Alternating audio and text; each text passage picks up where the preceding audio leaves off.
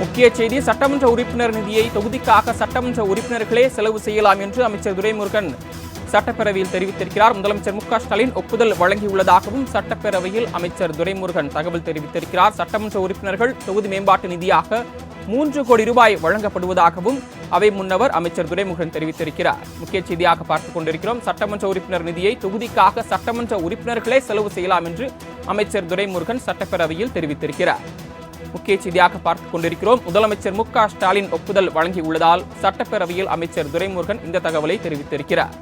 சட்டமன்ற உறுப்பினர்கள் தொகுதி மேம்பாட்டு நிதியாக 3 கோடி ரூபாய் வழங்கப்படுவதாகவும் அதனை தொகுதியின் வளர்ச்சிக்காக பயன்படுத்தலாம் என்றும் அமைச்சர் துரைமுருகன் தெரிவித்திருக்கிறார். கூடுதல் விவரங்களை வழங்குவதற்காக செய்தியாளர் நந்தினி இணைப்பில் காத்திருக்கிறார். நந்தினி, சட்டப்பேரவையில் அவை முன்னவர் துரைமுருகன் தெரிவித்திருக்கக்கூடிய விரிவான தகவல்கள் என்ன பதிவு பண்ணலாம்?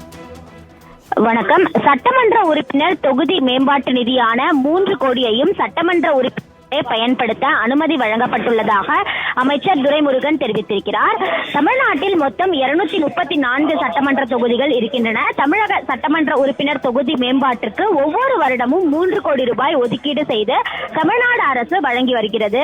இந்த நிலையில் சட்டமன்ற உறுப்பினர் தொகுதி மேம்பாட்டு நிதியை உயர்த்தி வழங்க வேண்டும் என தொடர்ச்சியாக சட்டமன்ற உறுப்பினர்கள் சட்டப்பேரவையில் பல்வேறு கோரிக்கைகளை முன்வைத்து வருகின்றனர்.